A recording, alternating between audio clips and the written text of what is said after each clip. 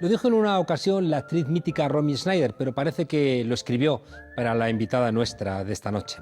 Dijo que ella podría hacer el papel de una fascista en una película antifascista, pero que nunca haría el papel de una antifascista en una película fascista.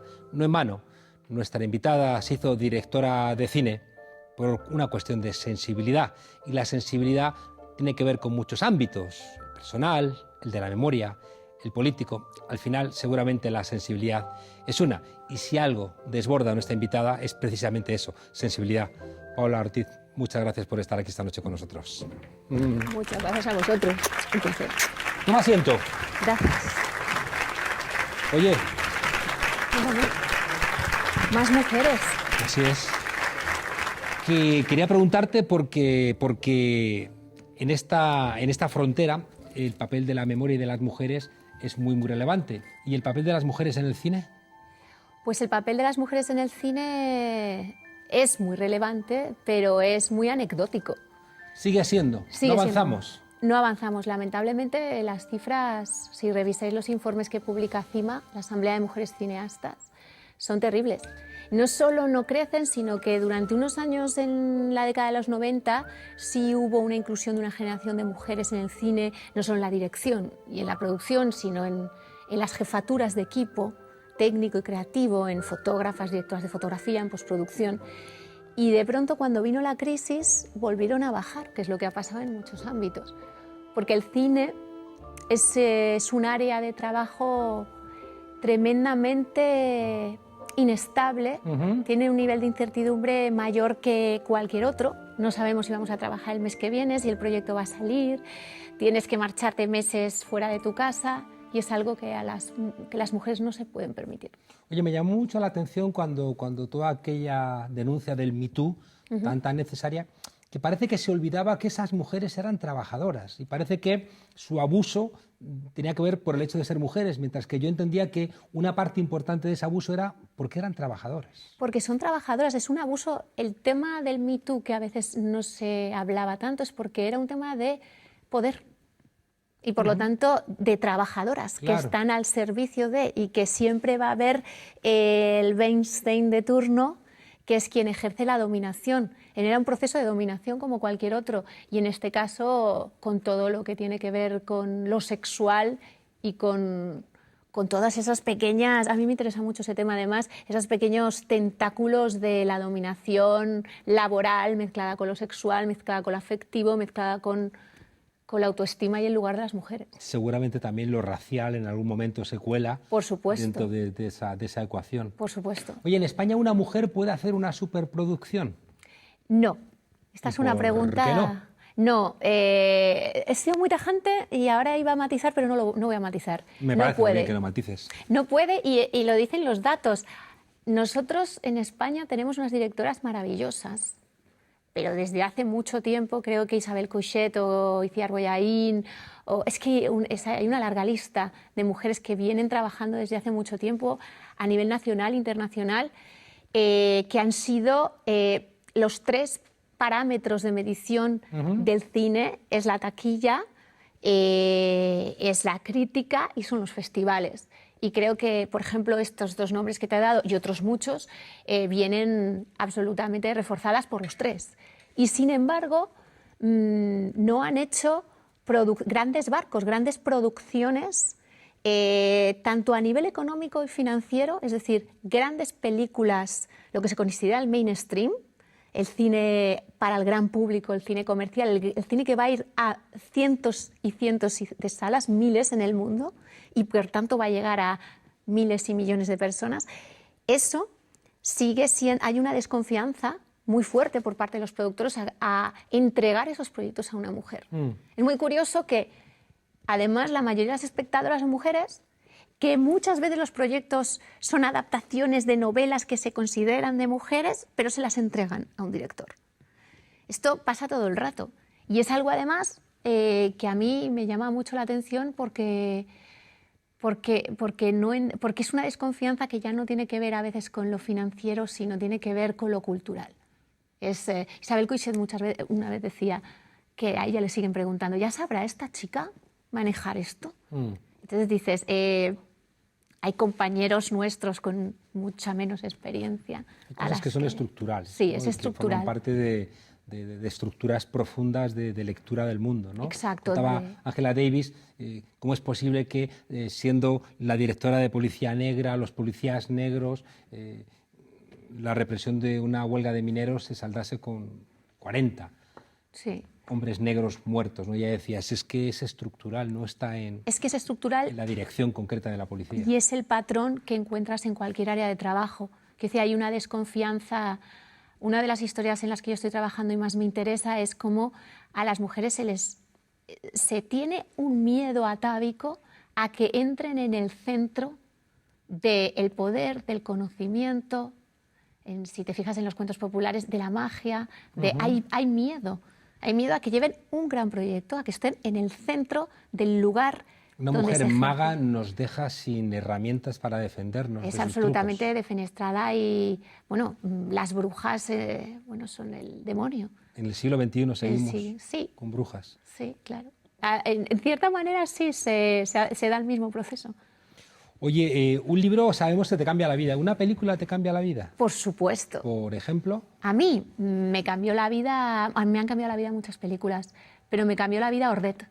Recuerdo perfectamente el momento en que vi Ordet de Dreyer y que el cine podía llegar a otros lugares, incluso de lo más profundo y contradictorio de la espiritualidad, por ejemplo, en Ordet.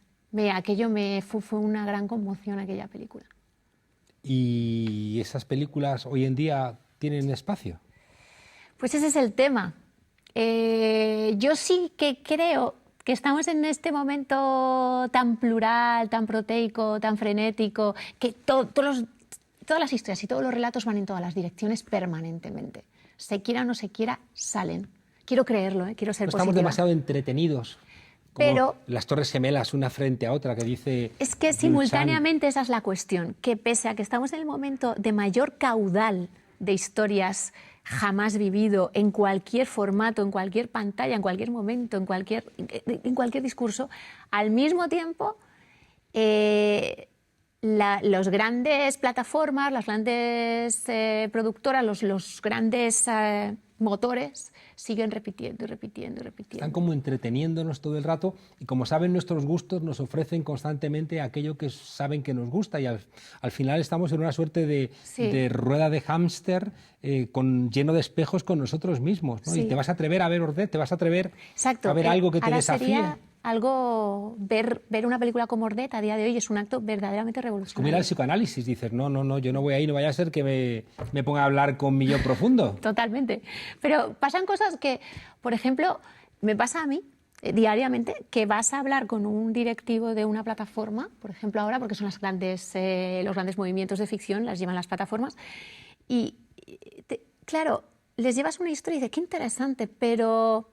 tráeme lo que tú sabes hacer. Y yo siempre pregunto, ¿qué es lo que yo sé hacer? Cuéntamelo tú, porque infórmame. Creo que, o me gustaría creer que puedo hacer muchas cosas y que voy aprendiendo a hacer cosas y que puedo dar pasos cada vez pues, más arriesgados, más profundos, más valientes, más intensos, y que eso es lo que... Ese es mi reto y esa es mi responsabilidad.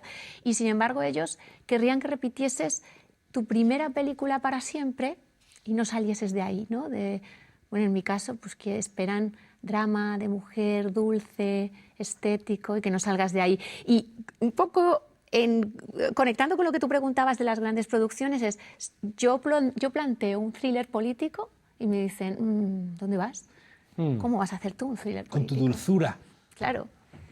Y haría un thriller político. Yo estoy absolutamente convencido de que a mí me inquietaría profundamente. Hacer la boda fue un desafío, ¿no?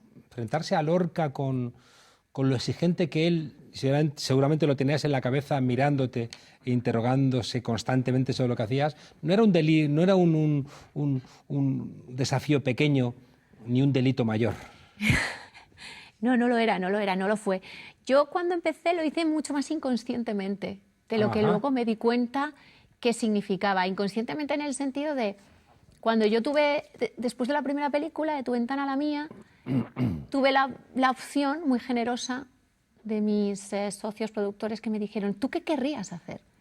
Y yo, cualquier cosa, lo que yo quiera hacer. Siempre O sea, que- te hicieron como a Coppola después de rodar Apocalipsis Now. Y Sí, tener claro. ese éxito en taquilla, dijeron, lo que quieras. Pero Salve con una este gran dinero. producción. Salve una gran Con producción. este dinero, ¿qué querrías hacer? Y claro, yo dije, yo lo que querría hacer es a Lorcas, Bodas de Sangre en cine.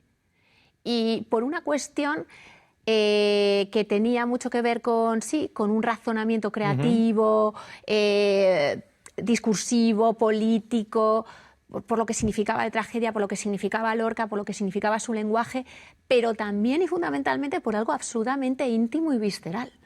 Esa historia a mí me ha movido, me sigue moviendo. Yo La leo a novia, Lorca, ¿no? la novia, sí, sí. O sea, De ella. a mí escuchar que yo no tengo la culpa, que la culpa es de la tierra, me sigue removiendo. Entonces hay algo que fue más inconsciente.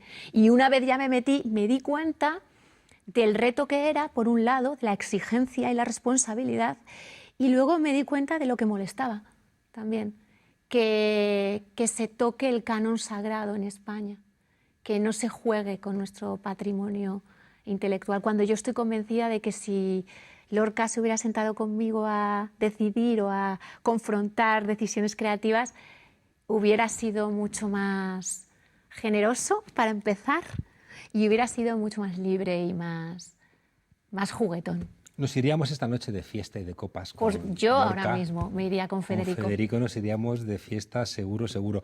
Oye, en esta España que se permite el lujo de ir otra vez a elecciones en 4 años, al mismo tiempo gente que es muy tolerante con ese tipo de comportamientos se ofende, ¿no?, ante cosas que ni siquiera ve. Y se ha generado una polémica acerca de un proyecto que habéis puesto en marcha, tú y Nuria, para intentar señalar el comportamiento de mujeres que han tenido relevancia en España, pero que no implica en absoluto ningún tipo de connivencia con esas personas, ¿no? Por Y, supuesto. sin embargo, ¿no?, parece que Sí, es realmente estamos... silenciarlo ya te coloca en el lado de los buenos. Obligarte a callarte, parece que esa gente piensa que están ya colocados en el lado de los buenos. Totalmente. Este es un proyecto, se titula Cartas Vivas, y es un proyecto de 2 universidades, para empezar, de la Universidad de Barcelona y la Universidad de Exeter, que hemos elaborado con alumnos íntegramente, y que, bueno, que lo que quería era, lo que se nos ocurrió es hacer una biblioteca online y gratuita que recogiese entradas de pensadoras influyentes en España y Latinoamérica, sobre todo en la tensa modernidad de nuestro siglo XX, muy tensa. Y en esas pensadoras, para arrancar, decidimos incluir a Hildegard Rodríguez, que para los que no lo sepan fue una reformista sexual, una niña prodigio en la República, perteneciente a los Ateneos libertarios y socialistas, y bueno, una intelectual apabullante que murió con 16 años. Está también Carmen Laforet, que es, creemos, una de las voces, no solo por su calidad literaria, sino por sus reflexiones en esas cartas que hemos recogido, unas cartas muy íntimas, sus reflexiones sobre el propio arte de crear, sobre la concepción absolutamente casi mística que tenía Carmen Laforet del acto redentor de la escritura. Y Pilar Primo de Rivera, que aquí ha sido el gran... Espera. Exacto. Claro, se nos ha echado encima de pronto pues bueno, muchos colectivos y gente personal ya diciendo que cómo hemos podido poner a Pilar Primo de Rivera. Y yo me pregunto, ¿cómo no? ¿Cómo no, cuando hablamos de pensadoras influyentes, escuchar textos íntimos de una de las mujeres clave del poder franquista, de las pocas que estuvo en el centro, antes que hablábamos de las mujeres que llegan al centro, de la mujer que creó la sección femenina, que fue un programa que llevó a la represión, a la represión y a un espacio terriblemente pequeño de la familia, que les puso el yugo, porque si ya no lo tenían, les puso el yugo de toda ese peso católico. Claro, buena parte de la crítica de la izquierda a la idea de familia es por culpa de esta señora. Claro, no sé, y grandes faltas de autoestima y de una tristeza endémica en generaciones de mujeres fue debido a un programa educativo y un programa social a las que se le abocó, del que Pilar Primo de Rivera fue la creadora. Ella misma se autoproclama la única líder y ideóloga de este programa. Entonces, claro, a mí, como narradora, como persona que trabaja en áreas sociales, humanistas, que me interesa todo lo político y todo lo creativo y todo lo humano y emocional en su más amplio abanico, esta mujer me parece un lugar al que hay que asomarse de lleno. Claro. Porque creo que precisamente en estos agujeros negros de la historia es donde vamos a entender. Y creo que precisamente en este momento de renacimiento de estos discursos que tú mismo acabas de nombrar, de Vox, con respecto a las mujeres, por ejemplo, es más urgente que nunca estudiar y entender Claro. a Pilar Primo de Rivera. Las asociaciones de memoria lo han entendido, es decir, al mismo tiempo que fueron muy críticas con la serie aquella de Serrano Suñer, que era un lavado de cara de un fascista, Claro. no es el caso con Claro, lo que habéis hecho ese con es Pilar el Primo de tema. Rivera. Ha habido una controversia en medios cuando a veces se le ha tildado en los medios de pionera, porque claro, pionera es aquella que abre brecha. Esta mujer abrió brecha, pero claro, abrió brecha en negativo, en muy negativo durante 40 años. Entonces ahí ha habido la controversia por el término, en el que probablemente no es el más afortunado cuando se ha usado ese término, y también la controversia cuando hay quien la ha tildado de feminista, y si algo no era Pilar era feminista porque no trabajó para la igualdad de derechos y oportunidades. Nos vamos. ¿Va a hacer algo la cultura para mejorar la democracia en España? Porque uno mira hacia atrás esos 40 años de dictadura y, como dice Martín Pallini, 40 de convalecencia. Pues yo creo que en el Y momento... no sé si podemos ser optimistas. Primero hemos de serlo, tenemos un imperativo optimista porque nuestras razones están intactas y debemos recordarlo, porque siempre hay grietas para transformar el mundo, siempre. Pero desde luego la cultura, que es un oxígeno, es la savia que lo recorre todo, deberíamos ser conscientes que tiene la capacidad, ahora mismo, en este momento de ahogo, de darnos el aire para respirar. Paula Ortiz, directora de Cine Mujer, feminista militante y una mujer de una enorme sensibilidad. Muchísimas gracias por estar aquí. Gracias a frontera. vosotros, un Hasta placer. pronto y esperamos tu próxima obra muy pronto. Aquí vendré a contártela si Así quieres. será.